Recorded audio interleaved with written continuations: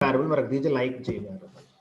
तो इस तरह से किसी भी क्लास को बनाने का सबसे आसान सिंटैक्स यही है, आप क्लास बनाइए, क्लास का नेम दीजिए और उस क्लास के अंदर क्या लिखना है अभी हम सीखेंगे। अभी के लिए मैंने क्या करा, उस क्लास को एम्प्टी बना दिया, ठीक है। और फिर हमने सीखा कि अगर हमने कोई क्लास बना ली है तो उसको ऑब्जेक्ट कैसे बनाते हैं। अच्छा, सपोज करिए मेरे पास एक क्लास और होती, जैसे टेस्ट क्लास है, इसी तरह से मैंने एक क्लास और बना दी और मान लीजिए इस क्लास का नाम कर दिया मैंने कार, और अभी इसके अंदर मुझे कुछ नहीं लिखना है, जस्ट एम्प्टी क्लास बना। अब अगर मुझे कार क्लास का ऑब्जेक्ट क्रिएट करना होगा तो कार क्लास का नाम लिखने के बाद कॉलिंग सिंबल लगाएंगे और कार क्लास का ऑब्जेक्ट इस तरह से क्रिएट हो जाएगा। और इस ऑब्जेक्ट को भी एक वेरिएबल में स्टोर कर लेना, आप नाम उसका मान लो के कर दो। तो के एक वेरिएबल है जो हमारा कार क्लास के ऑब्जेक्ट को मेमोरी में रेफर कर रहा है। इसको हम शॉर्ट में ये भी कह सकते हैं कि मेरे पास के ऑब्जेक्ट है, ठीक है। अब अगर मुझे और भी ऑब्जेक्ट क्रिएट करने हैं तो आपको बताना पड़ेगा किस क्लास का ऑब्जेक्ट बनाना है, उस क्लास का नाम लिखेंगे, उसके आगे कॉलिंग सिंबल लगा देंगे। फाइन। तो ये हो गया बेसिक सिंटैक्स क्लास बनाने का, बेसिक सिंटैक्स किसी भी क्लास का ऑब्जेक्ट बनाने का। अब क्वेश्चन आता है कि किसी भी क्लास के अंदर हम क्या लिख सकते हैं। कोई भी क्लास अगर हमने बनाई है तो हम उसमें क्या लिखने की कोशिश करेंगे। जैसे अभी आपने पास कीवर्ड लिख दिया ना, जस्ट फॉर सिंप्लिसिटी, अगर मुझे कुछ लिखना हो तो क्या लिखा जा सकता है। तो आंसर आता है किसी भी क्लास के अंदर आप मेथड बना सकते हैं, किसी भी क्लास के अंदर आप मेथड बनाते हैं। अब ये मेथड क्या होता है, क्लास बनाई, क्लास का नाम टेस्ट कर दिया, अब इसके अंदर हम एक मेथड बनाएंगे, 2 बनाए 3 बनाए, जितने चाहे उतने मेथड बना सकते हैं। तो मेथड ऐसा फंक्शन होता है जो हम क्लास के अंदर बनाते हैं।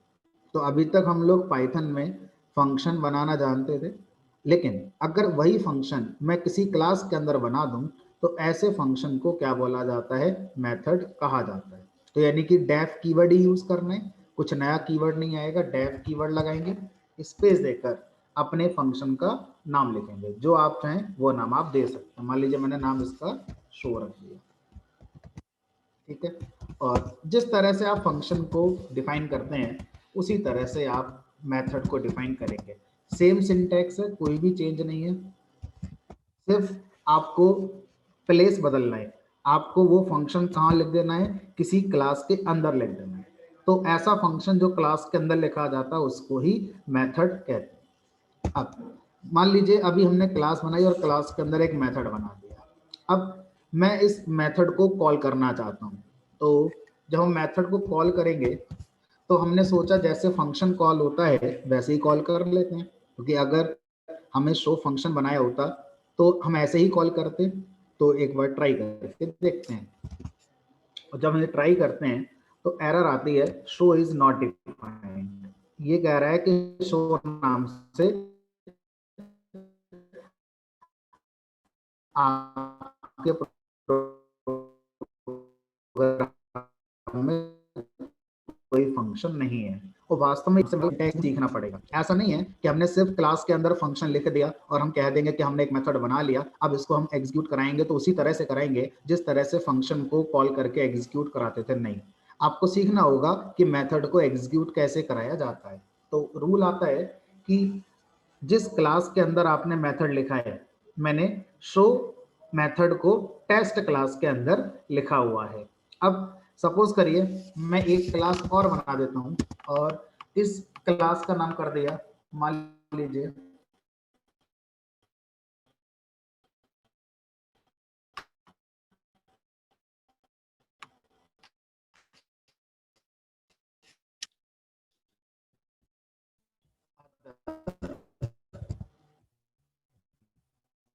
और इस अदर क्लास के अंदर एक, इन दोनों ये है कि ये मेथड अलग अलग क्लास में डिफाइन किए गए हैं। जो शो मेथड है ये आपका डिफाइन किया गया है टेस्ट क्लास में, और जो डिस्प मेथड है ये आपका डिफाइन किया गया है अदर क्लास, ठीक है। तो जब मेथड आपके अलग अलग क्लास में डिफाइन है तो इससे क्या फर्क पड़ता है, इससे फर्क ये पड़ता है कि जब आप मेथड को कॉल कराएंगे तो जिस क्लास का वो मेथड है उसी क्लास का ऑब्जेक्ट यूज किया जाएगा मेथड को एग्जीक्यूट कराने में। अगर आप शो मेथड को एग्जीक्यूट करना चाहते हैं तो आपको टेस्ट क्लास का पहले ऑब्जेक्ट क्रिएट करना होगा और उस ऑब्जेक्ट का यूज करते हुए आप टेस्ट क्लास के जितने भी मेथड्स हैं वो आप कॉल कर सकते हैं। इसी तरह से अगर आपको डिस्प मेथड को एग्जीक्यूट करना है का मतलब कॉल करना है, तो पहले आपने अदर क्लास का ऑब्जेक्ट बनाना होगा और उस ऑब्जेक्ट पर फिर आप डॉट लगाकर डिस्प मेथड को कॉल करते हो। तो समझने की कोशिश करते हैं। तो मैंने क्या करा, पहले टेस्ट क्लास का ऑब्जेक्ट बनाया, मान लो टी नाम से बना दिया, ठीक है। अब ये जो टी नाम का ऑब्जेक्ट मैंने बनाया हुआ है, अब इसका इस्तेमाल करते हुए मुझे वो सारे मेथड कॉल करना अलाउड हैं जो टेस्ट क्लास के अंदर आपने बनाए हुए हैं। तो टेस्ट क्लास के अंदर मैंने सिर्फ एक ही मेथड बनाया हुआ है जिसका नाम है शो। तो मैं टेस्ट क्लास के ऑब्जेक्ट पर सिर्फ शो मेथड ही कॉल कर सकता हूँ। सिंटैक्स क्या होगा, ऑब्जेक्ट का नेम टी डॉट लगाएंगे और वो सारे मेथड जो इसके अंदर हैं उसको आप कॉल कर सकते हैं। तो इस तरह से किसी भी क्लास के मेथड को कॉल करने के लिए उस क्लास का ऑब्जेक्ट बनाते हैं, फिर उस ऑब्जेक्ट पे डॉट लगाकर उस क्लास के जिस मेथड को कॉल करना है उस मेथड को कॉल किया जा सकता है। तो जब हम किसी भी ऑब्जेक्ट पर मेथड को कॉल करते हैं तो इंटरनली इस स्टेटमेंट में पाइथन की तरफ से चेंजेस करे जाते हैं। ये बात एक हिडन कॉन्सेप्ट की तरह होती है और हमें ये पता होनी चाहिए। जब हम कभी किसी ऑब्जेक्ट पर मेथड कॉल करते हैं, मैं फंक्शन कॉल करते हैं उस वाले स्टेटमेंट के बारे में नहीं कह रहा हूँ। जब हम किसी ऑब्जेक्ट पर मेथड को कॉल करते हैं उस समय पाइथन इस स्टेटमेंट में कुछ चेंजेस करता है। क्या चेंजेस करता है, उसमें से पहला चेंज जो अभी हमें समझना है वो समझते हैं। ये जो लाइन है, ये लाइन इस लाइन में कन्वर्ट हो जाएगी, टी डॉट शो और टी, यानी कि जिस ऑब्जेक्ट पर डॉट लगाकर आपने मेथड कॉल किया था उस ऑब्जेक्ट को आर्गुमेंट में पास कर दिया जाएगा। हम ऐसा अगर चाहें ना हो तो नहीं हो सकता, ऐसा जरूर होगा। तो ऐसा अगर होगा तो क्या फर्क पड़ता है, फर्क पड़ता है क्योंकि शो मेथड आपने डिफाइन किया है। जब शो मेथड आपने डिफाइन किया है तो आपने यहाँ पर आर्गुमेंट जो टी आएगा उसको रिसीव नहीं किया है, क्योंकि आप ये बात नहीं जानते थे कि किसी भी मेथड को जब कॉल किया जाता है तो जिस ऑब्जेक्ट पर कॉल किया जाता है वो ऑब्जेक्ट खुद आर्गुमेंट में जरूर आता है, पार्ट ऑफ सिंटैक्स। अब अगर ऐसा है तो देखते हैं, इस बार एरर आएगी, लेकिन एरर जो आएगी उसको ध्यान से पढ़ना। एरर ये कहना चाह रहे हैं कि शो टेक्स 0 पोजिशनल आर्गुमेंट। तो इतने हिस्से का मतलब है कि जो शो नाम का मेथड है जो आपने बनाया हुआ है वो 0 आर्गुमेंट एक्सेप्ट करता है, जो कि सही बात है। लेकिन एक आपने दिया है, कहाँ दिया है, जब आपने कॉल किया है तब आपने एक आर्गुमेंट दिया है। अगर आप ये बात नहीं जानते हैं तो आप सोचेंगे कि पाइथन झूठ बोल रहा है, ना तो हमने कॉल करते समय कोई आर्गुमेंट दिया है ना डिफाइन करते समय कोई आर्गुमेंट दिया है, सब कुछ सही है। लेकिन जब आप ये बात जान जाते हैं कि जब भी मेथड कॉल होती है, जिस ऑब्जेक्ट पर मेथड कॉल होती है वो ऑब्जेक्ट खुद आर्गुमेंट में जाएगा ही जाएगा, है ना, तो फिर आपको समझ में आ जाता है कि फिर तो हर मेथड जो मैं पाइथन क्लास में बना रहा हूं उसमें एक आर्गुमेंट तो कम से कम होगा ही होगा, और वो आर्गुमेंट क्या रिप्रेजेंट करेगा, वो ऑब्जेक्ट जिस पर मेथड कॉल किया गया था। तो यहाँ पर आप उसको रिसीव कर लीजिए किसी भी नाम के वेरिएबल में, लाइक मैंने x में इसको रिसीव कर लिया। तो ये जो x नाम का आर्गुमेंट है ये क्या रिसीव करेगा, इस t को रिसीव करेगा, दिस इज शो, चल जाता है हमारा मेथड। तो सेम जब हम बात करेंगे कि हमें अदर क्लास का ऑब्जेक्ट क्रिएट कर चुके हैं और अदर क्लास के ऑब्जेक्ट पर हम मेथड कॉल करना चाहते हैं दूसरा वाला, तो क्या हम कर सकते हैं, answer is yes, this method आप कॉल कर सकते हैं। लेकिन वो रूल्स जो होते हैं वो आपको अभी भी ध्यान रखने होंगे। अगर हम रूल्स को ध्यान नहीं रखते हैं तो देखते हैं कि क्या एरर आती है हमारे कोड के अंदर। तो मैंने क्या करा, मैंने यहाँ पर पहले अदर क्लास का ऑब्जेक्ट बनाया, मान लो ओ इक्वल टू अदर, और यहाँ लिख दिया ओ डॉट डिस्क। अब इंटरनली इसमें क्या चेंज होगा, ओ डॉट डिस्क, और डिस्क के अंदर आर्गुमेंट में कौन पास हो जाएगा, ओ खुद पास हो जाएगा। अब जब हमने बनाया तब तो हमें ये नहीं पता था, इसलिए अब हमें यहाँ पर क्या करना होगा, इस ओ को रिसीव करना होगा, नहीं तो क्या आ जाएगी, हमारी एरर आएगी। आप इसे किसी भी नाम के आर्गुमेंट में रिसीव कर सकते हैं जो आपको। अब हमें यहाँ से ये बात समझ में आती है कि किसी भी क्लास के मेथड को जब कॉल किया जाएगा तो उसी क्लास का ऑब्जेक्ट चाहिए होगा। हमने ये बात जानते हुए भी मानी नहीं, हमने लिख दिया टी डॉट डिस्क, और हम ये सोच रहे हैं कि डिस्क एक मेथड है जिसको चलाने के लिए हमें ऑब्जेक्ट की जरूरत पड़ती है, और हमने टेस्ट क्लास का ऑब्जेक्ट बना लिया है। तो ये गलत है। जिस क्लास का मेथड कॉल करना चाहते हैं उसी ही क्लास का ऑब्जेक्ट आपको यूज करना होगा डॉट लगाकर।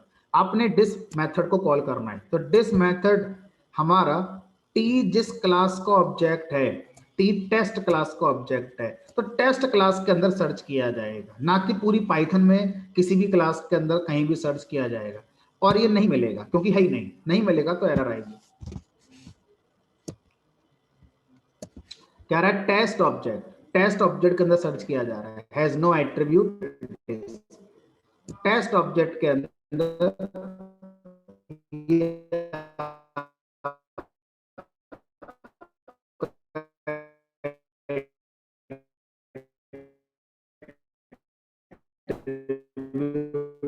यहाँ पर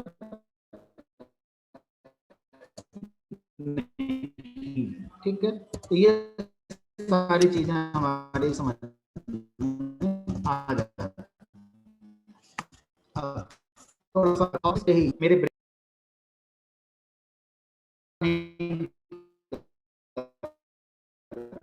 क्योंकि आप ये बात जानते हैं,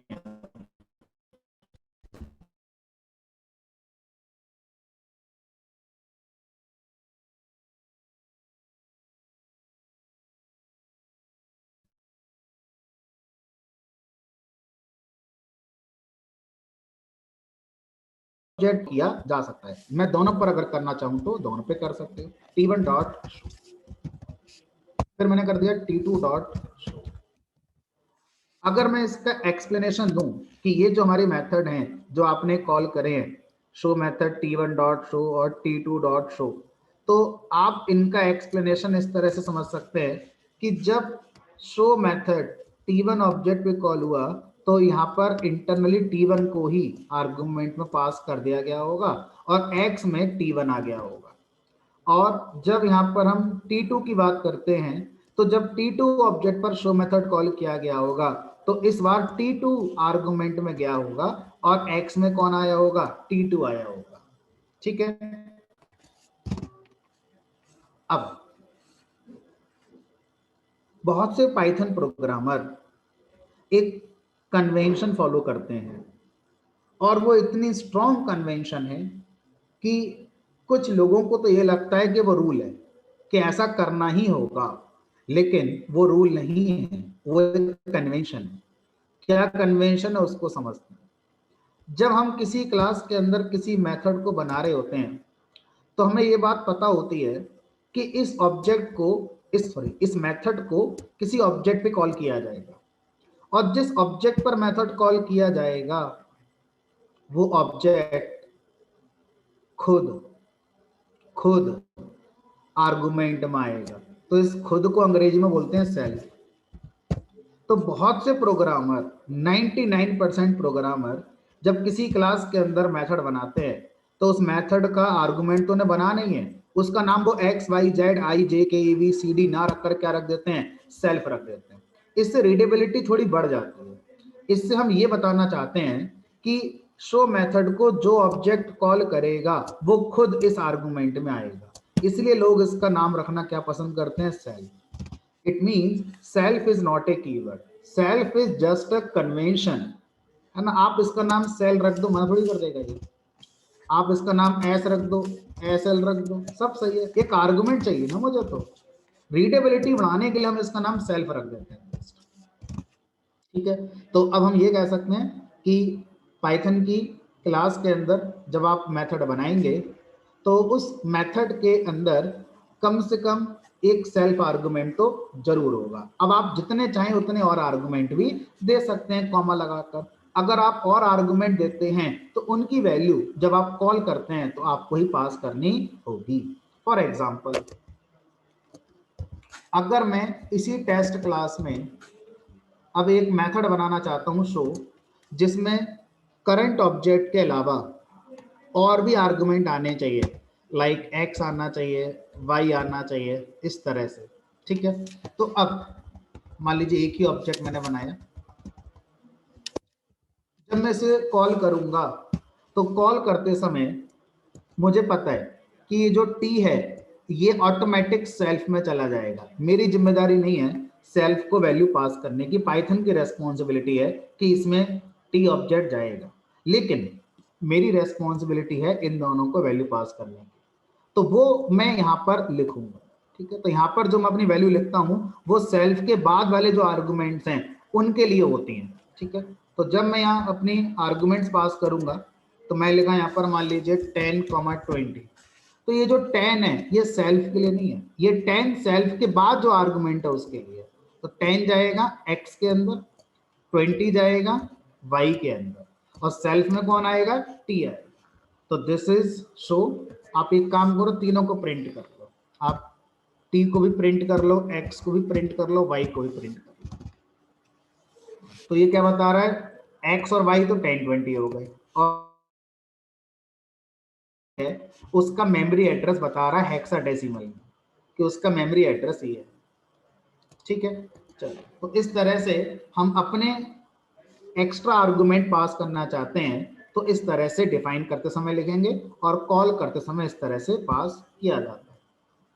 आई होप क्लास क्लास के अंदर मेथड कैसे बनाया जाता है, मेथड को कॉल कैसे किया जाता है, सेल्फ आर्गुमेंट क्या होता है, ये सारी बातें हमारी समझ में आ जाती हैं। ठीक, अब अगला क्वेश्चन आता है कि हमारे मेथड के अलावा क्या चीज़ें और हैं जो क्लास के अंदर हो सकती हैं। तो जब भी हम कोई क्लास बनाते हैं या उस क्लास का ऑब्जेक्ट बनाते हैं तो थ्योरी में, लास्ट क्लास जब मैंने पढ़ाई थी तो थ्योरी में मैंने आपको बताया था हर ऑब्जेक्ट के अंदर डेटा मेंबर होते हैं। यानी कि जो ऑब्जेक्ट होता है इस ऑब्जेक्ट के अंदर डेटा मेंबर होते हैं, और मैंने एग्जांपल क्या लिया था, अकाउंट का लिया था। अगर ये अकाउंट ऑब्जेक्ट है तो अकाउंट ऑब्जेक्ट के डेटा मेंबर्स क्या होंगे, उसका अकाउंट नंबर होगा। अकाउंट ऑब्जेक्ट के अंदर कुछ ना कुछ बैलेंस होगा।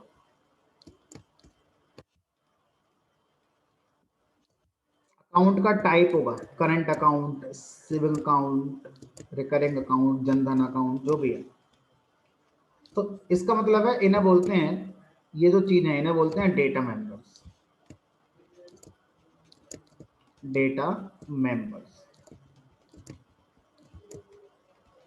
तो अब हम क्या चाहते हैं, अब हम ये चाहते हैं कि हमारी क्लास के जब ऑब्जेक्ट बने तो ऑब्जेक्ट के अंदर डेटा मेंबर आ जाए। अभी जो हमारा टी ऑब्जेक्ट बना हुआ है टेस्ट क्लास का, इसमें कितने डेटा मेंबर है, 0। इसके अंदर कोई डेटा मेंबर नहीं। ठीक है, यानी कि जो ऑब्जेक्ट है वो एक बफर की तरह होता है, वो अपने अंदर कुछ स्टोर कर सकता है। ऑब्जेक्ट एक बफर की तरह होता है जो अपने अंदर कुछ स्टोर कर सकता है। जिसको वो स्टोर करता है उसको ऑब्जेक्ट के डेटा मेंबर कहते हैं। देखने में वेरिएबल ही लगेंगे, है ना, तो उनको टेक्निकली बोला जाता है डेटा मेंबर्स। ठीक है, कैसे लिखें कोड के अंदर, हम टी ऑब्जेक्ट में जो अभी खाली है इसमें एक डेटा मेंबर लाना चाहते हैं, तो कैसे आएगा डेटा मेंबर, तो किसी भी ऑब्जेक्ट के डेटा मेंबर को ऐड करने एक कॉन्सेप्ट सिखाया है, और उस कॉन्सेप्ट का नाम होता है constructor. With the help of constructor हम क्या करते हैं, ऑब्जेक्ट के अंदर डेटा मेंबर को ऐड करने वाला काम करते हैं।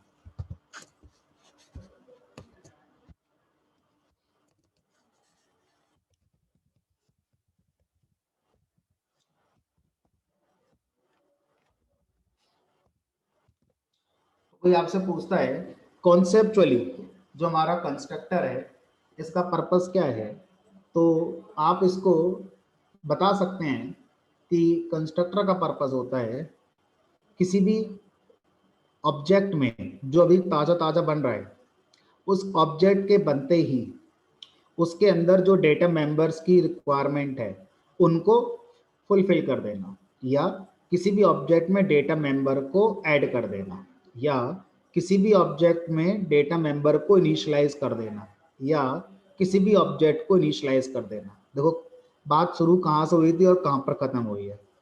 कंस्ट्रक्टर को हमने पढ़ना शुरू किया था इस बात को लेकर कि हमारे पास ऑब्जेक्ट है, ऑब्जेक्ट के अंदर डेटा मेंबर चाहिए। अब जब हमने कंस्ट्रक्टर को लिखा है तो कंस्ट्रक्टर के बारे में बताया जाएगा, constructor is use to initialise the object, मतलब थोड़ा कॉम्पैक्ट करके बताया जा रहा है, एक्सप्लोर करके नहीं बताया जा रहा है। Constructor is use to initialise the object. तो इसका आसान भाषा में मतलब यही है कि कंस्ट्रक्टर का काम होता है ऑब्जेक्ट के अंदर डेटा मेंबर को ऐड करना। इसी चीज को बोला जाता है ऑब्जेक्ट इनिशियलाइजेशन। तो आपसे कोई ये भी पूछ सकता है कि ऑब्जेक्ट इनिशियलाइजेशन क्या होता है। अगर हम इसको डिक्शनरी मीनिंग में समझें, इनिशियलाइजेशन मतलब शुरुआत में। ऑब्जेक्ट की शुरुआत कब होगी? जैसे वो मेमोरी के अंदर आएगा वैसे ही उसकी शुरुआत हो गई मेमोरी में।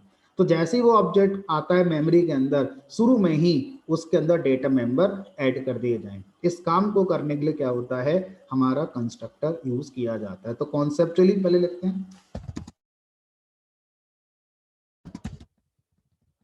Initialise newly created object.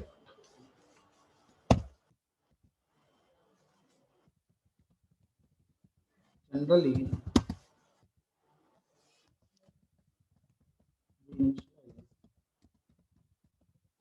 Data members. तो जब हम ऑब्जेक्ट इनिशियलाइजेशन की बात करते हैं तो इसका मतलब हमारा यही होता है कि हम ऑब्जेक्ट के डेटा मेंबर्स को ऐड करने की बात कर रहे हैं। जैसे अकाउंट ऑब्जेक्ट बनेगा तो अकाउंट ऑब्जेक्ट में अकाउंट नंबर आना चाहिए। स्टूडेंट ऑब्जेक्ट बनेगा तो स्टूडेंट ऑब्जेक्ट का रोल नंबर ऑब्जेक्ट बनते ही आ जाना चाहिए। एक एम्प्लॉय ऑब्जेक्ट बनेगा तो एम्प्लॉय ऑब्जेक्ट की एम्प्लॉय आईडी, उसकी सैलरी, उसका डिपार्टमेंट, ये सब डेटा मेंबर्स हो गए जो उसके अंदर आ जाने चाहिए, है ना। तो कोई भी ऑब्जेक्ट अगर हम बनाते हैं तो उसके अंदर कुछ डेटा मेंबर्स हो सकते हैं, तो वो डेटा मेंबर्स को हमारे मेमोरी में लाने की रेस्पॉन्सिबिलिटी कंस्ट्रक्टर की होती है। अब अगर हम कोडिंग की नज़र से बात करें तो कंस्ट्रक्टर देखने में क्या होगा। अभी तक आप लोगों ने क्या क्या पढ़ा है, वेरिएबल, फंक्शन, क्लास, मॉड्यूल, है ना, आर्गुमेंट, ये सब चीज़ें पढ़ी हैं। कंस्ट्रक्टर क्या होता है, इन्हीं में से कुछ होता है या अलग ही टॉपिक है कोई? हमने कहा इन्हीं में से एक होता है। तो कंस्ट्रक्टर कोडिंग में एक स्पेशल मेथड है, मतलब अभी आपको एक मेथड ही बनाना है। जैसे अभी तक आप शो मेथड बना रहे थे उसी तरह से कंस्ट्रक्टर भी एक मेथड ही होगा। तो फिर इसको कंस्ट्रक्टर क्यों कहते हैं, मेथड क्यों नहीं कहते? क्योंकि ये ना स्पेशल है। क्या स्पेशल है? किसी भी मेथड का नाम प्रोग्रामर डिसाइड करता है। जिसका नाम आपने रखा था अभी शो, आप उसका नाम कुछ और रख सकते हैं। लेकिन कंस्ट्रक्टर एक ऐसा मेथड होता है जिसका नाम प्रोग्रामर डिसाइड नहीं करता है, जिसका नाम लैंग्वेज ने पहले ही डिसाइड कर दिया है।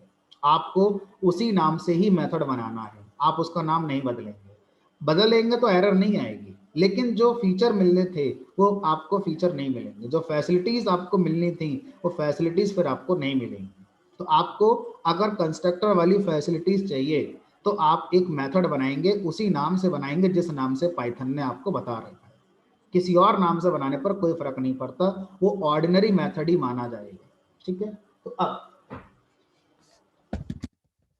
इन coding it is a special method.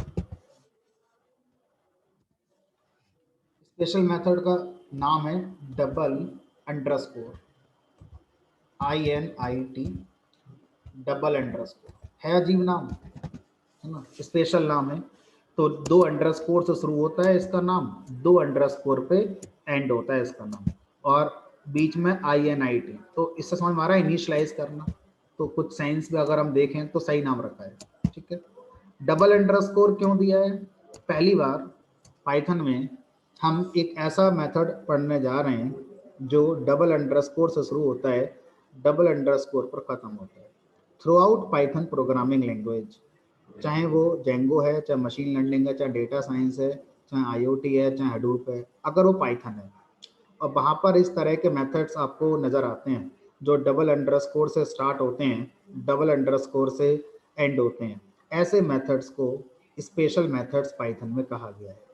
हो सकता है कभी इंटरव्यू में आपसे पूछ लिया जाए कि पाइथन में स्पेशल मेथड्स क्या होते हैं।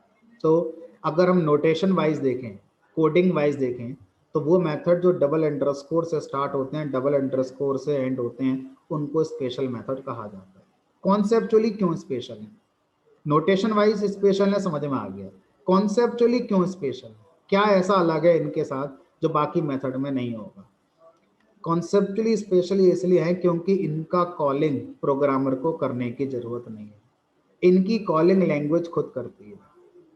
फिर सुनेंगे, मैंने अभी जो क्लास बनाई थी उसमें जो शो मेथड बनाया था, मेथड तभी चला जब मैंने कॉल किया। जितनी बार मैंने कॉल किया उतनी बार मेथड चला। स्पेशल मेथड के बारे में पहला स्पेशलिटी ये है कि उनका नाम लैंग्वेज की पसंद का होगा। दूसरी स्पेशलिटी यह है कि उनके शुरू में और लास्ट में डबल अंडरस्कोर होंगे। तीसरी स्पेशलिटी यह है कि उनको डिफाइन तो आप करेंगे लेकिन कॉल आप नहीं करेंगे, उनको कॉल करने की रेस्पॉन्सिबिलिटी प्रोग्रामिंग लैंग्वेज ने ले रखी है। अब प्रोग्रामिंग लैंग्वेज अगर ऐसे मेथड्स को कॉल करेगी, कब करेगी? हमारी रिक्वायरमेंट कब है, क्या पता उसे कि हमारी कब रिक्वायरमेंट है कॉल करने की? तो लैंग्वेज ने कहा नहीं, आपकी रिक्वायरमेंट नहीं है, पहले ही आपको बता दिया जाएगा कि ये स्पेशल मेथड किस इवेंट पर चलता है, क्या हो प्रोग्राम में कि पाइथन इसे कॉल कर दे, ये आपको पहले बता दिया जाएगा। तो आप उसी के हिसाब से कोड लिखेंगे, आपके हिसाब से ये मेथड नहीं चलेगा, आपको इस मेथड के हिसाब से चलना होगा। ठीक है, तो जो इनिट मेथड है पाइथन की तरफ से ऑटोमेटिकली एग्जीक्यूट किया जाता है, कब? किस इवेंट के होने पर? जैसे ही क्लास का ऑब्जेक्ट बनाते हैं वैसे ही इनिट मेथड को चला दिया जाता है। आपसे नहीं पूछेंगे कि चलाएं या नहीं चलाएं, हमेशा ये मेथड चलेगा ही चलेगा। अब जो ऑब्जेक्ट अभी बना है उस पर इनिट मेथड चल चुका है पाइथन की तरफ से, अब उस ऑब्जेक्ट पर ये मेथड दोबारा कभी नहीं चलेगा। हाँ, अगर आप एक और ऑब्जेक्ट बनाते हैं तो उस दूसरे ऑब्जेक्ट पर ये फिर चलेगा। यानी कि इनिट मेथड प्रोग्राम में एक ऑब्जेक्ट पर एक बार बनते ही एग्जीक्यूट कर दिया जाता है। ध्यान से सुनेंगे, इनिट मेथड प्रोग्राम में एक बार नहीं चलता, एक प्रोग्राम में जितने ऑब्जेक्ट आप बना रहे हैं हर ऑब्जेक्ट के लिए एक एक बार चलता है, उसी ही ऑब्जेक्ट पर दोबारा नहीं चलेगा। फॉर एग्जांपल आपने दो ऑब्जेक्ट बनाए T1 T2, T1 पर इनिट मेथड एक बार चला होगा, दूसरी बार चला होगा T2 पर, T1 पर भी दोबारा पाइथन की तरफ से नहीं चलेगा। क्यों? क्योंकि कॉन्सेप्चुअली टॉपिक का नाम है ऑब्जेक्ट का इनिशियलाइजेशन। किसी भी चीज की शुरुआत कितनी बार होती है? आपने बीटेक में एडमिशन कितनी बार लिया था? समझ में आ रहा है? आपका नेमिंग सेरेमनी जब आप इस दुनिया में आए थे कितनी बार हुआ था? घर वालों ने आपके कितनी बार नेमिंग सेरेमनी वाला जो फंक्शन है वो किया था? एक बार। हमारी लाइफ में ऐसी बहुत सी चीजें हैं जो एक ही बार होती हैं, दोबारा नहीं होती, है ना? तो वही चीज हमारी लाइफ में क्या कहलाती है? हमारे लिए इनिशियलाइजेशन कहलाती है। पाइथन के अंदर भी यही है, ऑब्जेक्ट जैसे ही मेमोरी में आ रहा है उसका इनिशियलाइजेशन किया जा रहा है यूजिंग इनिट मेथड। तो in coding it is a special method that is underscore underscore int underscore underscore, and it is automatically executed by the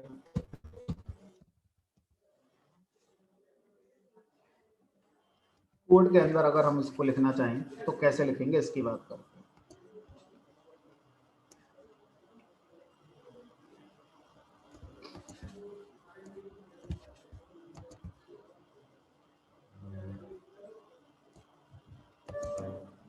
class बनाते हैं, क्लास का नाम टेस्ट। अब कुछ प्रोग्रामिंग लैंग्वेजेस ऐसी भी हैं जिन्होंने ये भी सजेशन दिया है कि क्लास के नेम का पहला लेटर कैपिटल होना चाहिए। पाइथन उनमें से नहीं है। पाइथन में ऐसा लेटर कैपिटल होगा, आप चाहे तो कैपिटल रखें और आप चाहें तो लोअर रखें, जैसे आपका मन है वैसे आप कर सकते हैं, ठीक है। लेकिन जावा जैसी लैंग्वेजेस ने ऐसा सजेशन दिया हुआ, हाईली रिकमेंडेड रखा हुआ है कि क्लास के नेम का पहला लेटर कैपिटल रखना चाहिए। पाइथन में ऐसा कोई रूल नहीं है, ठीक। अब इस टेस्ट क्लास के अंदर मैं कंस्ट्रक्टर बनाने की कोशिश करता हूँ, डेफ अंडरस्कोर इनिट अंडरस्कोर, और ये एक मेथड है तो सेल्फ आर्गुमेंट तो इसमें होगा ही होगा, क्योंकि मेथड के अंदर सेल्फ आर्गुमेंट हमारा होता ही है। अब अभी इसके अंदर मैं कुछ नहीं करना चाहता, मैं बस इसके अंदर एक प्रिंट मैसेज दे देता हूँ इस बात को समझने के लिए कि ये ऑटोमेटिकली एग्जीक्यूट होता है।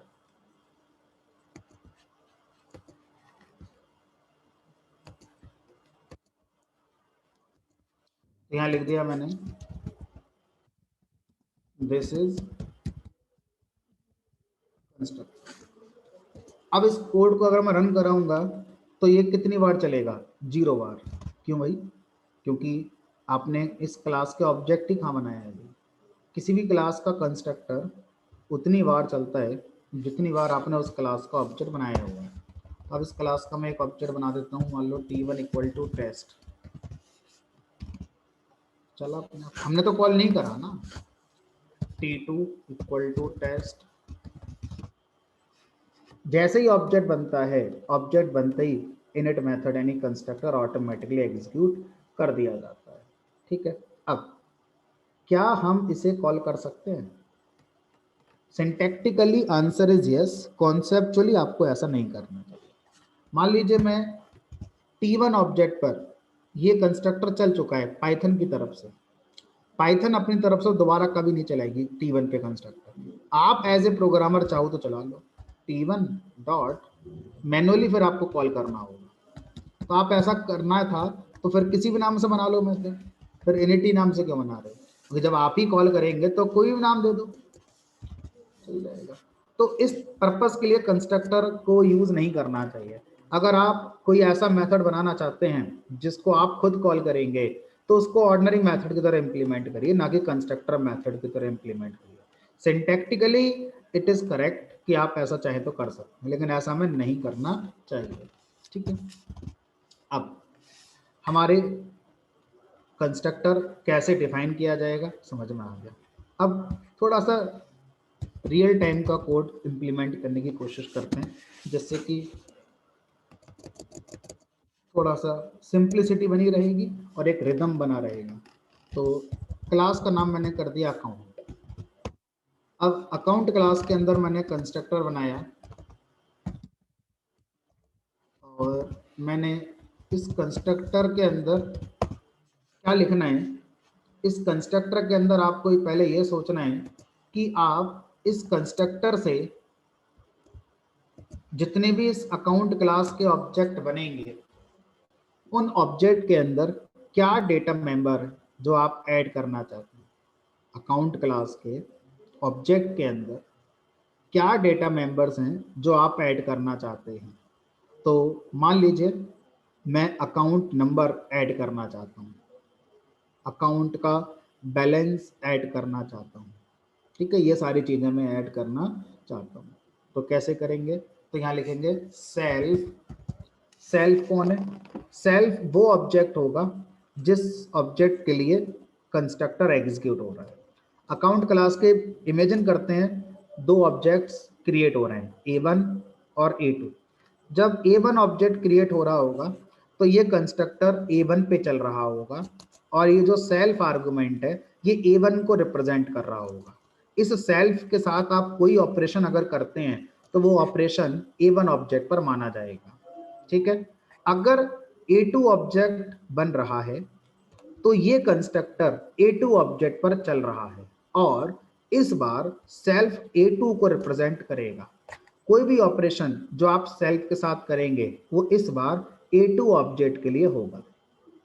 मैं इसको जनरलाइज कर रहा हूँ क्योंकि जिस समय हम ये कंस्ट्रक्टर लिख रहे हैं उस समय नहीं पता कि अकाउंट क्लास के ऑब्जेक्ट कितने बनेंगे और उनका नाम A1 होगा, A2 होगा, I होगा, J होगा, X होगा, Y होगा, नहीं पता कुछ भी।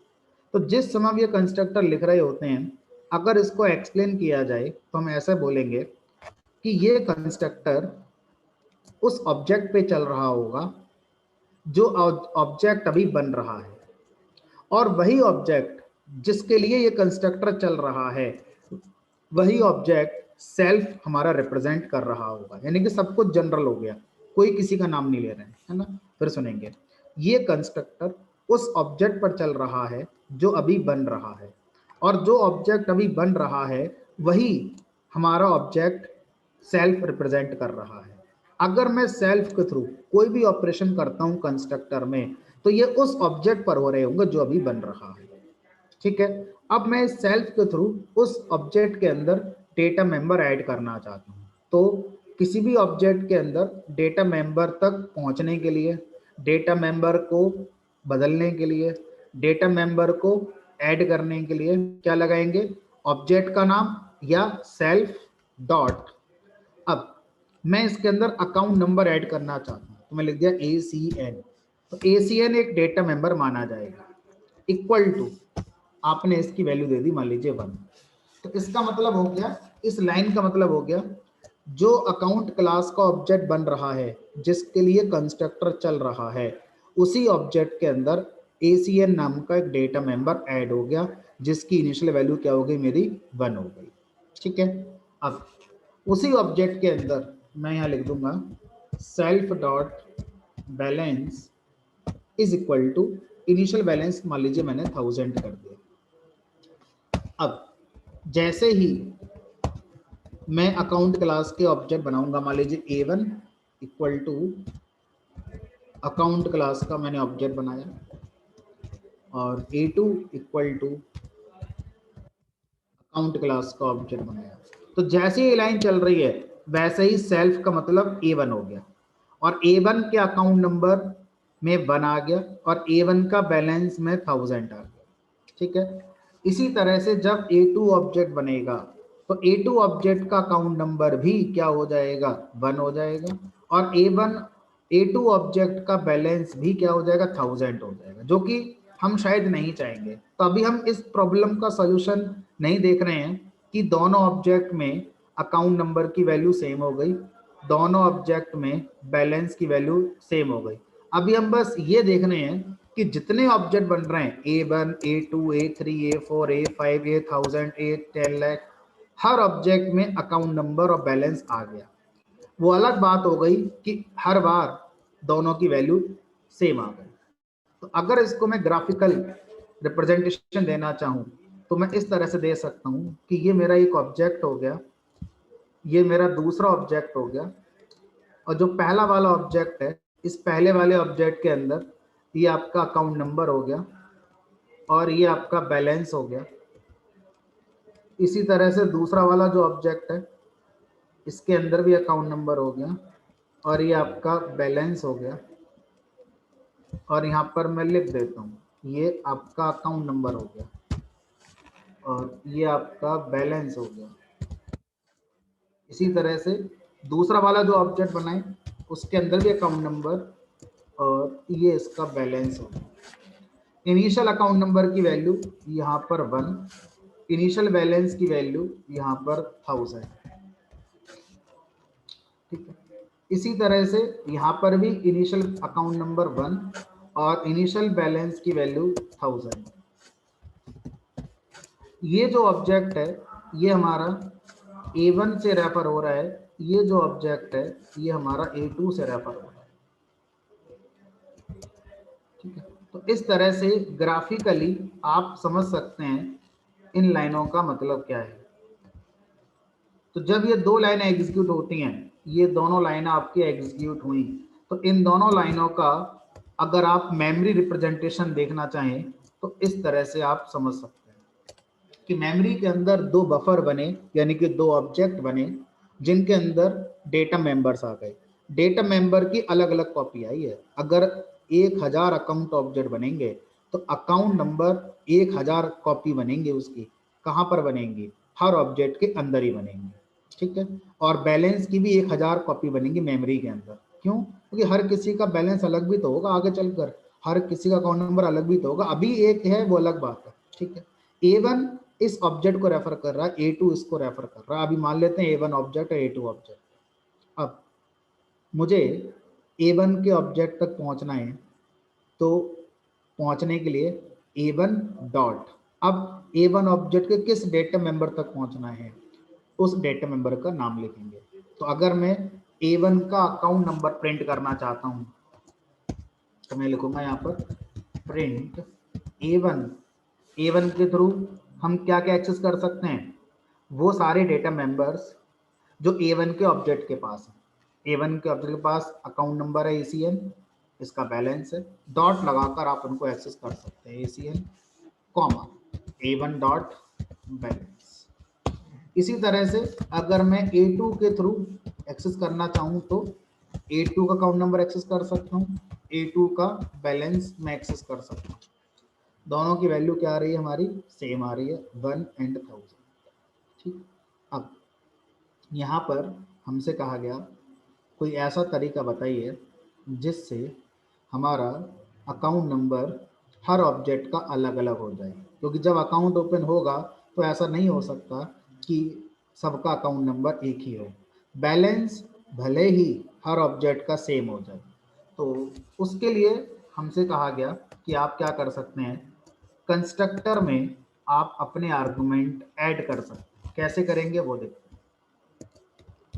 इस बार कंस्ट्रक्टर में हम एक और आर्गुमेंट लेके चल रहे हैं। लेट अस सपोज उसका नाम कर दिया मैंने NO, NO मतलब नंबर। तो अब मान लो इसका नाम NUM कर देते, ज़्यादा सही होगा, या A नम कर देते हैं और ज़्यादा सही होगा।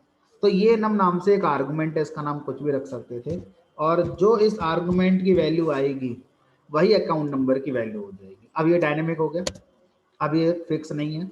अब जितनी बार ऑब्जेक्ट बनेगा उस ऑब्जेक्ट का अकाउंट नंबर वही होगा जो इस आर्गुमेंट की वैल्यू आई है। अब क्वेश्चन ये है, इस आर्गुमेंट की वैल्यू मिलेगी कहाँ से, क्योंकि किसी भी मेथड को हम जब कॉल करते हैं तो हम कॉल करते समय उसके आर्गुमेंट को पास करते हैं। कंस्ट्रक्टर के बारे में जो हमें सिखाया जा रहा है वो ये, आप इसे लिखेंगे, कॉल नहीं करेंगे, इसे पाइथन खुद कॉल करेगा।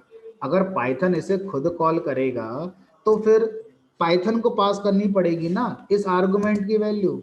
हम कैसे पास करेंगे, क्योंकि हम तो इसे कॉल ही नहीं कर रहे कभी भी। जो चीज़ हम कॉल कर नहीं सकते या हम करते नहीं हैं उसको हम आर्गुमेंट कैसे पास कर सकते हैं।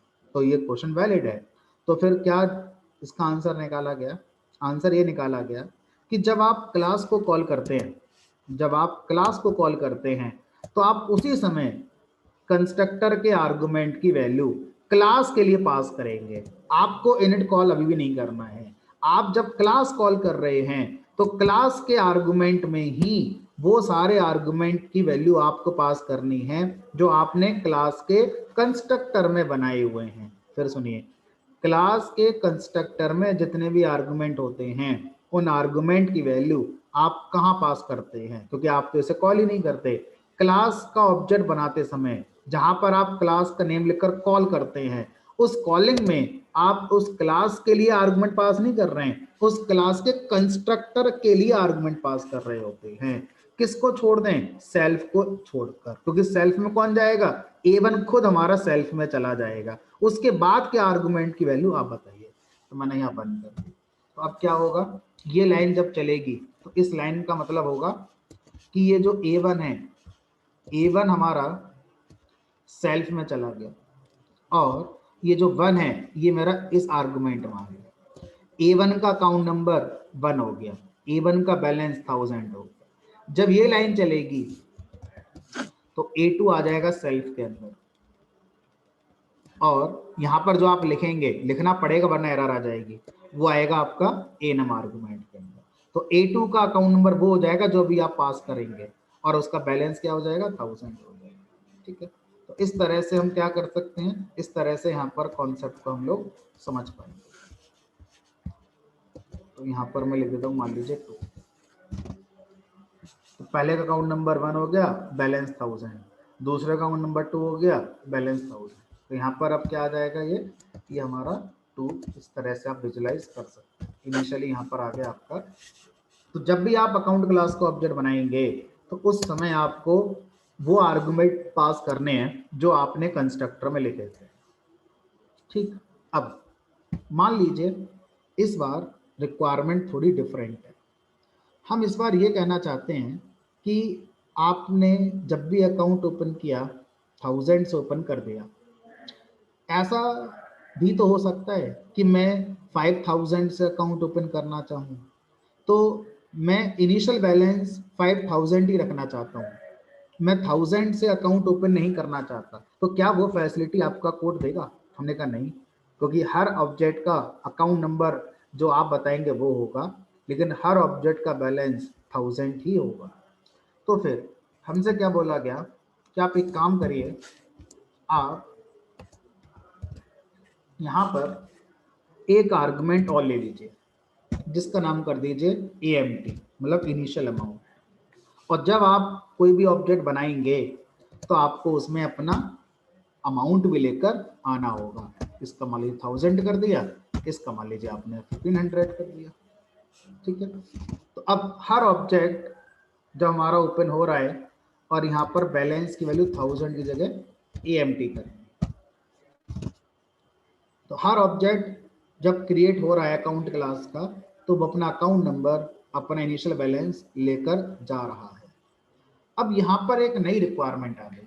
वो नई रिक्वायरमेंट ये आ गई कि अगर कोई इस बात पर एग्री है कि चलो मिनिमम बैलेंस से ही ओपन कर दो, तो वो 1000 पास नहीं करना चाह रहा।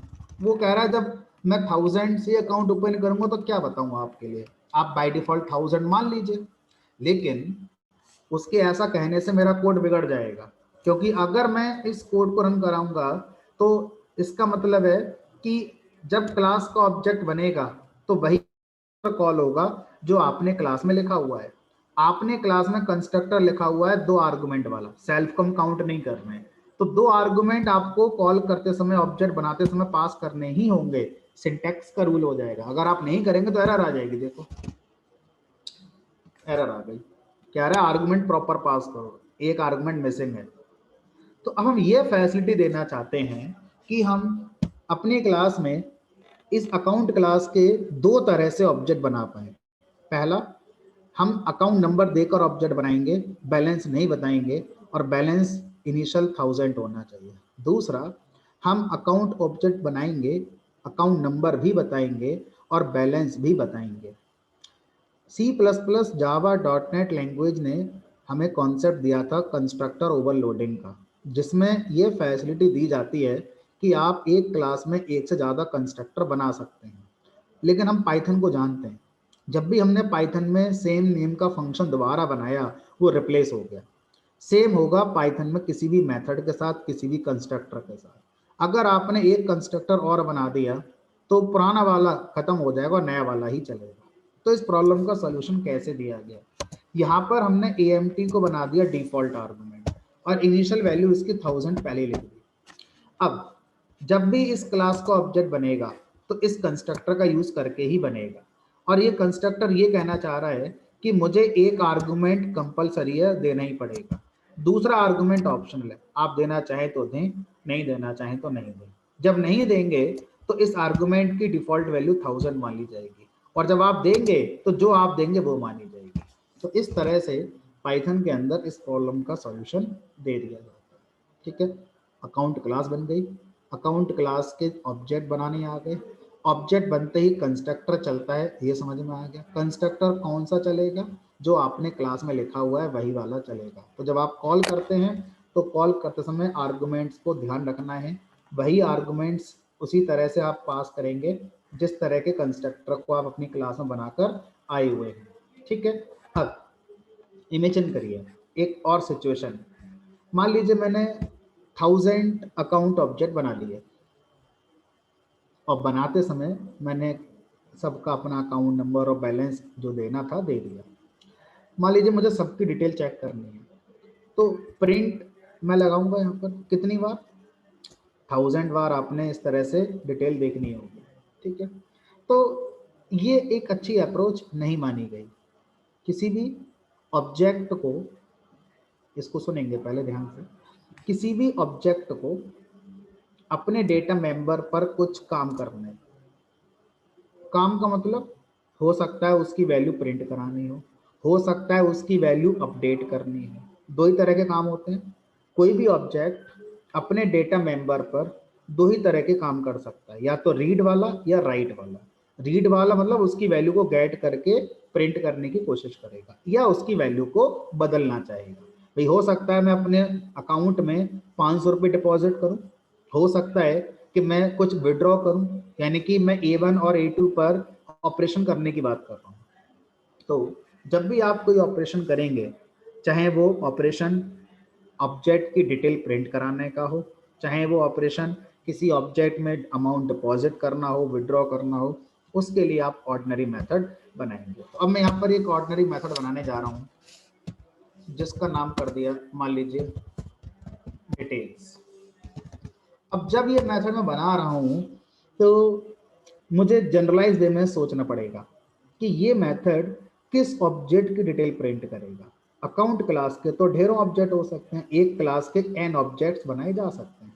तो ये किसकी डिटेल प्रिंट करेगा? क्योंकि अगर मैंने इसके अंदर लिख दिया print A1 dot account number comma A1 dot balance, तो प्रॉब्लम क्या आएगी कि ये मेथड तो A1 ऑब्जेक्ट के लिए बना दिया गया, और जिस समय मैं क्लास बना रहा हूं मुझे कैसे पता चला कि ऑब्जेक्ट का नाम A1 होगा ही होगा? वो तो बाद की बात हो गई ना, फ्यूचर की बात हो गई।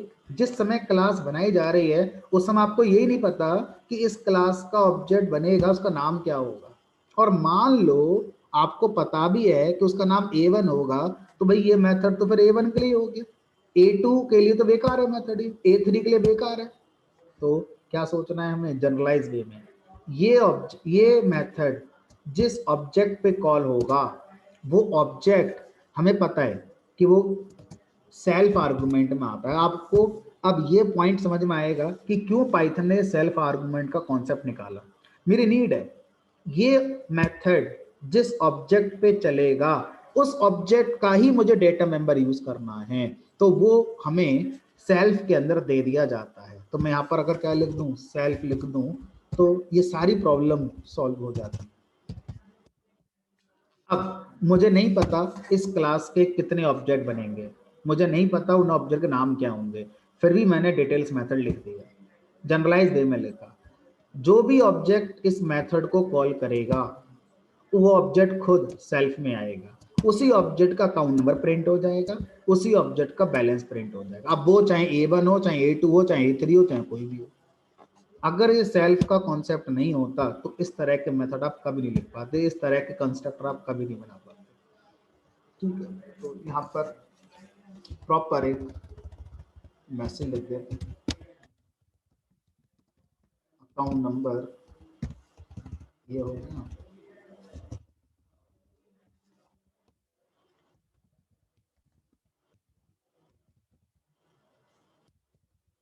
बैलेंस और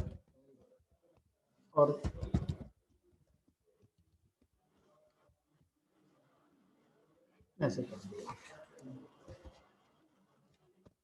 ठीक है, अब मुझे A1 की डिटेल देखनी है, मैं लिखूंगा A1 डॉट डिटेल्स।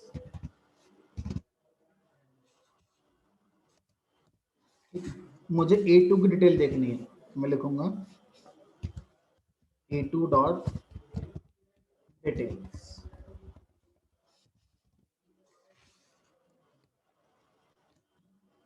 जिस ऑब्जेक्ट की डिटेल देखनी है उस पर बस डिटेल्स मेथड कॉल कर दो। अगर कुछ और डिटेल ऐड करनी है, अकाउंट टाइप ऐड करना है, डेट ऑफ ओपनिंग, वो सारी बातें एक जगह लिखनी है एक बार। कहाँ पर? डिटेल्स मेथड के अंदर। किसके लिए हो गई वो? इस क्लास के जितने भी ऑब्जेक्ट हैं जो डिटेल्स मेथड कॉल करेंगे सब के लिए एप्लीकेबल हो गई यहाँ पे। ठीक है, तो इस तरह से हमने ये यहाँ पर डिटेल्स मेथड को बना लिया। अब इस क्लास के अंदर अब मैं ये चाहता हूं कि मेरे अमाउंट को डिपॉजिट करना और अमाउंट को विड्रॉ करने का मेथड भी होना चाहिए। अमाउंट डिपॉजिट, अमाउंट को विड्रॉ कैसे किया जाएगा इसको यहाँ पर हमें समझना है। तो यहाँ पर मैंने दो मेथड और बनाए। एक बनाया मैंने डिपॉजिट। फिर से देखो, जैसे ही मैं ये मेथड बनाऊंगा मेरा ब्रेन पूछेगा कि भाई किसके अकाउंट में डिपॉजिट करोगे, A1 के में करोगे कि A2 के में करोगे कि A3 में करोगे। हमने कहा करंट ऑब्जेक्ट के में करेंगे। करंट ऑब्जेक्ट कौन है? जो डिपॉजिट मेथड को कॉल करेगा वो करंट ऑब्जेक्ट है, और वो खुद आएगा कहाँ पर? आर्गुमेंट में, इसलिए उसका नाम क्या रखा गया है? सेल्फ। तो ये जो मेथड मैं बना रहा हूँ ये किस ऑब्जेक्ट के लिए बना रहा हूँ? सेल्फ ऑब्जेक्ट के लिए बना रहा हूँ। सेल्फ का ऑब्जेक्ट मतलब वो ऑब्जेक्ट जिस पर मेथड कॉल किया जाएगा। तो डिपॉजिट कैसे करेंगे? यहाँ लिख दो। अच्छा, कितना डिपॉजिट करना है? वो आर्गुमेंट में। अगर मैं लिख दूं यहाँ पर self dot balance is equal to, जो करंट ऑब्जेक्ट का बैलेंस है वो क्या हो जाए?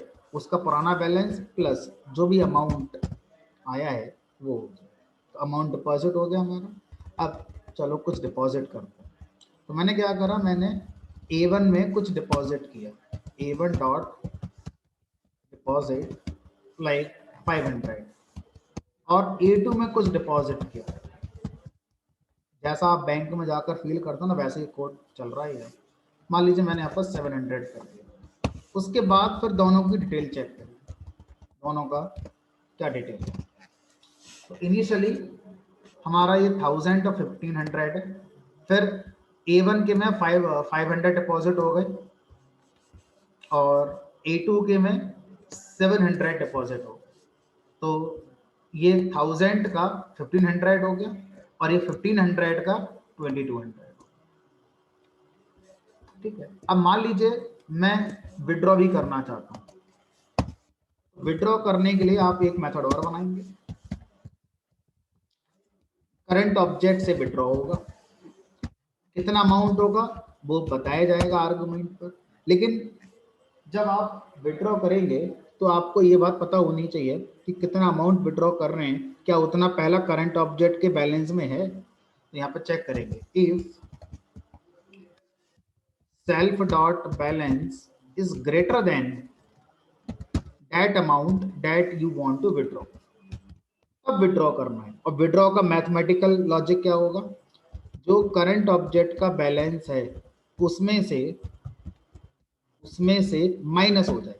कितना माइनस हो जाए? वही अमाउंट जो विड्रॉ किया गया। अगर वो ऐसा नहीं है तो एल्स लगाने की जरूरत ही नहीं, बस इतना ही लिखकर छोड़ो, विड्रॉ होगा ही नहीं। या फिर एक मैसेज दे दो, बेटर है, एक मैसेज दे दो, इनसफिशिएंट बैलेंस।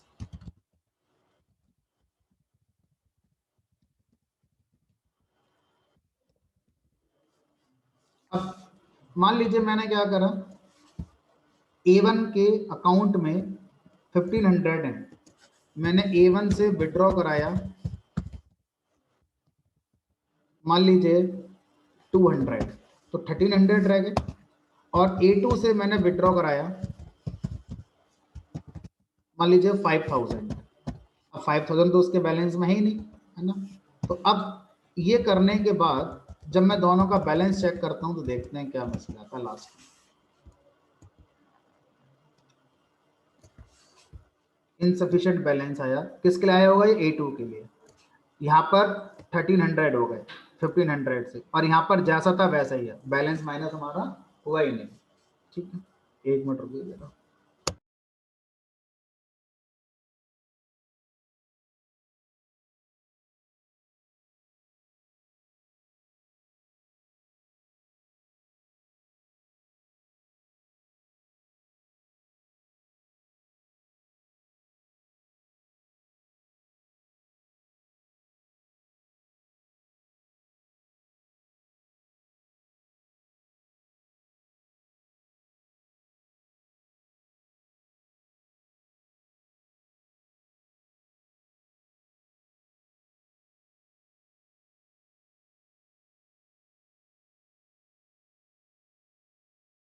फाइन। तो इस तरह से हम क्लास बना पा रहे हैं, क्लास का ऑब्जेक्ट बना पा रहे हैं, ऑब्जेक्ट पर मेथड्स एग्जीक्यूट कर पा रहे हैं, ऑब्जेक्ट के डेटा मेंबर्स की हम बात कर पा रहे हैं। अब थोड़ा आगे बढ़ते हैं। जब हम डेटा मेंबर्स की बात करते हैं, data members in object oriented programming, तो इनको दो पार्ट में डिवाइड किया गया है। पहला पार्ट हमारा होता है जिसको बोलते हैं instance data members. Instance data member का मतलब होता है ऑब्जेक्ट स्पेसिफिक डेटा मेंबर्स, और दूसरा होता है हमारा class data members. Class data members का मतलब होता है कॉमन टू ऑल ऑब्जेक्ट्स। तो इस तरह से पढ़ेंगे तो एक बोझ लगेगा, कहानी से पढ़ो। तो ये जो कहानी चल रही है अकाउंट वाली, हमने एक अकाउंट क्लास बना दी और दो ऑब्जेक्ट बना लिए।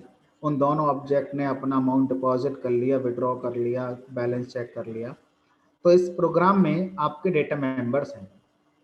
अब मुझे यहाँ पर एक नीड आती है, मुझे IFSC कोड ऐड करना है। IFSC भाई, हो सकता है A1 को कुछ ट्रांजेक्शन करनी है तो IFSC कोड चाहिए होगा, A2 को भी ट्रांजेक्शन करनी होगी कोई तो IFSC कोड चाहिए होगा। तो अब थोड़ा सोचिए, A1 का अपना A2 का अपना IFSC कोड होगा क्या? ऐसा है? अगर ये दोनों एक ही ब्रांच में हैं, ये जितने भी अकाउंट हम यहाँ पर बना रहे हैं, हम ऐसा मान के चलते हैं एक ही ब्रांच के अकाउंट, तो जहाँ तक मेरी नॉलेज है बैंकिंग में IFSC कोड ब्रांच का होता है, अकाउंट का तो शायद नहीं होता है।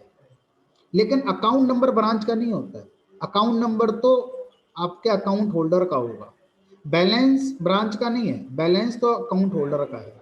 तो यहाँ पर मुझे ना थोड़ा सा अलग सा कुछ फील हो रहा है। अलग से क्या फील हो रहा है कि आपका जो अकाउंट नंबर और बैलेंस, ये जो दो डेटा मेंबर्स हैं, ये इंडिविजुअल ऑब्जेक्ट के लिए हैं। इवन दूसरा ऑब्जेक्ट भी इनको कुछ चेंज नहीं कर सकता या इनको एक्सेस नहीं कर सकता। हर ऑब्जेक्ट का अपना अकाउंट नंबर, हर ऑब्जेक्ट का अपना बैलेंस, लेकिन हर ऑब्जेक्ट का अपना IFSC कोड। अजीब लग रहा है सुनने में, बोलने में, बताने में भी। तो हमें एक ऐसे डेटा मेंबर की रिक्वायरमेंट आ गई जो कॉमन होना चाहिए, हर ऑब्जेक्ट के लिए कॉमन होना चाहिए, चाहे वो A1 ऑब्जेक्ट हो, चाहे A2 ऑब्जेक्ट हो, चाहे A3 ऑब्जेक्ट हो, चाहे A4 ऑब्जेक्ट हो, कितने भी ऑब्जेक्ट हों। और इस तरह से होना चाहिए कि कल को अगर ब्रांच अपना IFSC कोड चेंज कर ले तो जितने ऑब्जेक्ट उसे यूज कर रहे थे सबको चेंज होना चाहिए, है ना। लेकिन अभी तक हमने जो डेटा मेंबर बनाए हैं, इन डेटा मेंबर को इंस्टेंस डेटा मेंबर कहा जाता है। बाय डिफॉल्ट कंस्ट्रक्टर के अंदर जो डेटा मेंबर हम लिखते हैं उन्हें इंस्टेंस डेटा मेंबर कहा जाता है। इंस्टेंस डेटा मेंबर का मतलब है ऑब्जेक्ट स्पेसिफिक, इंडिविजुअल ऑब्जेक्ट के लिए वो हमारा काम करते हैं। मुझे ऐसा डेटा मेंबर चाहिए जो कॉमन हो, A1 में भी वही हो, A2 में भी वही हो। अगर कोई चेंज कर दे तो वो सबके लिए चेंज हो जाए। लेकिन अकाउंट नंबर ऐसा नहीं है, बैलेंस ऐसा नहीं है। अगर A1 का बैलेंस चेंज हुआ है तो मैं कभी नहीं चाहूंगा कि जितने और अकाउंट है सबका बैलेंस चेंज हो जाए। नहीं भाई, जिसके में डिपॉजिट हुआ है, जिससे विड्रॉ हुआ है, वही तो अपडेट होगा। बाकी अकाउंट में क्यों चेंज कर रहे हो आप? लेकिन IFSC कोड में ऐसा चाहता हूँ। तो मुझे यहाँ पर नीड आती है क्लास डेटा मेंबर की। क्लास डेटा मेंबर को कॉमन टू ऑल ऑब्जेक्ट या शेयर्ड डेटा मेंबर के नाम से भी जाना जाता है। अब क्वेश्चन आता है उसे प्रोग्राम में लिखे कहाँ पर? प्रोग्राम में लिखने के लिए हमारे पास डायरेक्ट क्लास के अंदर कंस्ट्रक्टर के बाहर आप उसको लिखते हैं। आप लिखेंगे यहाँ पर IFSC इज इक्वल टू जो आप IFSC कोड देना चाहते हैं वो आप दे सकते हैं। यहाँ दे दिया मैंने ABC 1 2 3, ठीक है। तो ये जो डेटा मेंबर आप डायरेक्ट क्लास में लिखते हैं, ऐसे डेटा मेंबर को हम बोलते हैं क्लास डेटा मेंबर या share.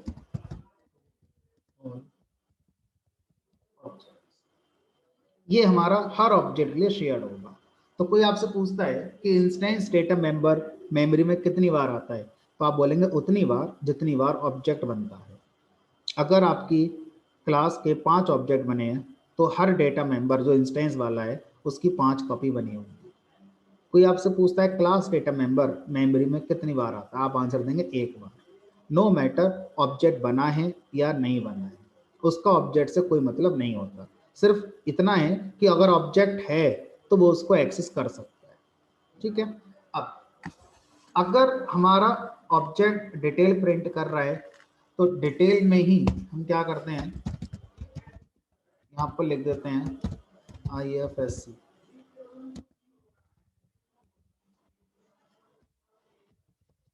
Self dot IFSC। Object को IFSC कोड मिल गया। ठीक है, अब हमें ये यहाँ पर इंप्लीमेंट करना है कि अगर ब्रांच अपन IFSC कोड बदल दे तो हर ऑब्जेक्ट में बदल गया, हमें सबको अलग अलग नहीं बदलना है, एक बार में सबका बदल गया। तो कैसे बदलें? तो जब भी क्लास डेटा मेंबर को एक्सेस करने की बात होती है तो क्लास डेटा मेंबर हमारा सेल्फ के थ्रू पढ़ा जा सकता है लेकिन बदला नहीं जा सकता। अगर आप क्लास डेटा मेंबर की वैल्यू को अपडेट करना चाहते हैं तो उसके लिए क्लास का नेम यूज करेंगे। क्लास का नेम है account dot IFSC is equal to जो आप वैल्यू देना चाहते हैं वो दे दीजिए। मान लीजिए मैंने दे दी इस बार XYZ और 321। अब इसके बाद अगर आप A1 A2 से डिटेल पूछेंगे तो दोनों में ही ये बदलाव आपको नजर आएगा। IFSC कोड ये हो गया, IFSC कोड आपका। ठीक है, तो इस तरह से हम क्या कर सकते हैं, इस तरह से हम यहाँ पर क्लास डेटा मेंबर या स्टैटिक डेटा मेंबर के कॉन्सेप्ट को समझ सकते हैं। Instance data member, object specific, class तो डेटा। ये IFSC में इसमें जो है सेल्फ लगाना जरूरी है क्या, क्योंकि ये तो कॉमन है सबके लिए। तो थिंग इज व्हाट कि class data member can be read by all the objects, fine. तो अगर वो चाहें तो सेल्फ से भी एक्सेस कर सकता है और वो यहाँ चाहें तो क्लास के नेम से भी एक्सेस कर सकता है। Both are correct. Okay, now the thing is what, अगर कोई आपसे ये पूछता है कि मेरे पास कोई भी एक डेटा मेंबर है जो इंस्टेंस डेटा मेंबर है और मैंने उसी नाम से क्लास डेटा मेंबर बना दिया, तो उस केस में हमारा कौन एक्सेस होगा? एक ऐसा ऑब्जेक्ट जिसमें एक इंस्टेंस डेटा मेंबर भी है और उसी नाम से क्लास डेटा मेंबर मैंने बना दिया, तो कौन सा एक्सेस होगा? एक छोटा सा कोड लिखकर समझाने की कोशिश करते हैं। क्लास बनाई, क्लास का नाम टेस्ट कर दिया और यहाँ लिख दिया मैंने x equal to like this is class data, मतलब स्ट्रिंग टाइप का बैरल बना दिया जो ये, और यहाँ पर मैंने मान लीजिए कोई कंस्ट्रक्टर नहीं बनाया और टेस्ट क्लास का बना दिया ऑब्जेक्ट और मैंने ले दिया t.x। अगर मैं बिना ऑब्जेक्ट बनाए इसको चलाऊं तो मैं चला सकता हूं। कैसे? test.x। तो क्लास डेटा मेंबर को क्लास के नेम से चला सकते हैं, लेकिन सिचुएशन तब आ रही है जब आप क्लास डेटा मेंबर को ऑब्जेक्ट से चलाने की बात करते हैं तो भी चला सकते हैं, मना नहीं है।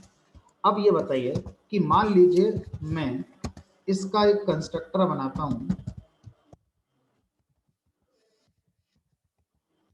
और इस कंस्ट्रक्टर के थ्रू भी x नाम का एक इंस्टेंस डेटा मेंबर मैंने बना दिया जो मैंने इंटीजर टाइप का बना दिया। तो आप क्या कहना चाहते हैं, ये इस वाले x की वैल्यू मैंने बदली है या ये अलग कॉपी होगी मेमोरी के अंदर? ये अलग होगा या एक ही होगा? और अगर ये अलग होगा तो t.x कौन सा चलेगा? तो आंसर आता है ये अलग होगा। मेमोरी में इसकी अलग कॉपी है, इसकी अलग कॉपी है।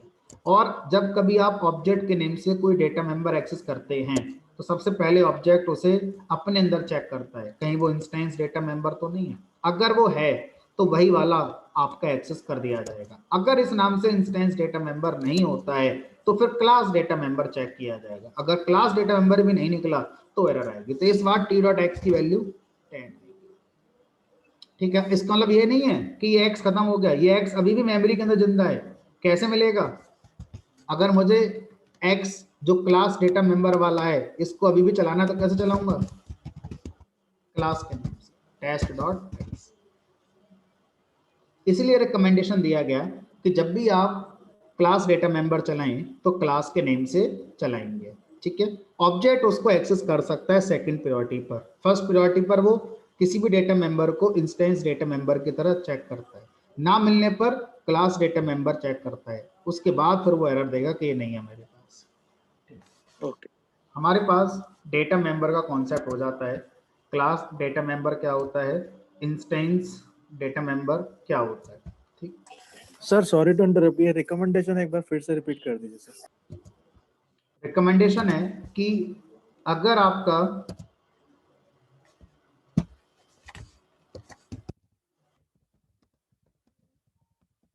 How to access instance data member,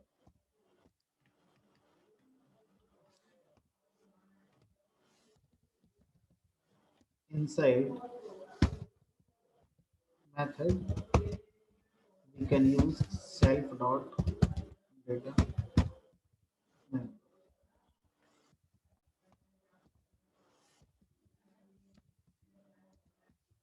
Outside method object reference dot data member.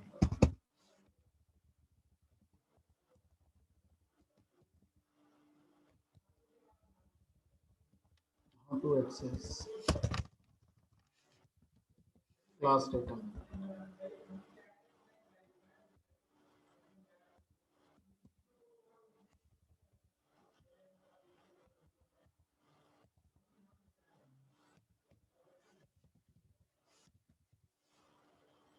इसमें लिखने की जरूरत ही नहीं है, या चलो लिख दिया तो वो भी ठीक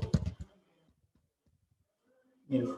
यानी कि क्लास डेटा मेंबर को आप सेल्फ से चला सकते हैं अगर आप मेथड के अंदर हैं, अगर आप मेथड के बाहर हैं तो आप ऑब्जेक्ट से भी चला सकते हैं और आप क्लास के नेम से भी चला सकते हैं। रिकमेंडेशन क्या है,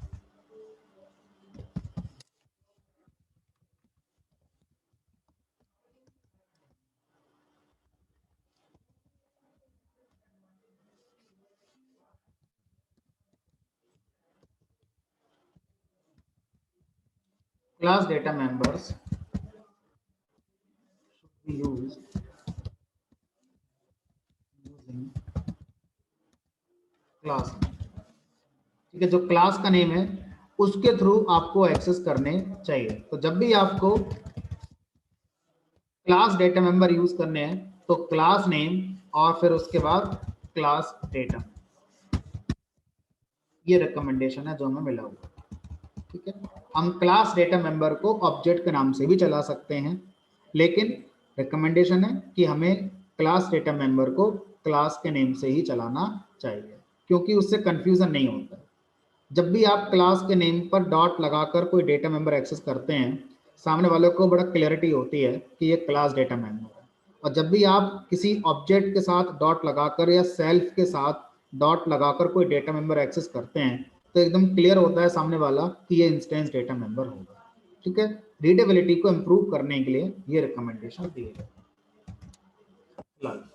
आगे बढ़ते हैं और ठीक है, अब आगे आज नहीं करेंगे, नेक्स्ट क्लास में पढ़ेंगे क्योंकि काफ़ी हो गया हमारा, आज टाइम भी लगभग हो चुका है। तो कल हम पढ़ेंगे पाइथन में मेथड्स के बारे में, कि मेथड्स भी क्या कई कैटेगरी में आते हैं। जैसे डेटा मेंबर दो तरह के आपने बताए, class data member, instance data member, क्या इसी तरह से मेथड्स भी हमारे दो तरह के या तीन तरह के होते हैं? Answer is yes. कल इसको हम लोग डिस्कस करेंगे। चलिए एग्जिट करते हैं क्लास से।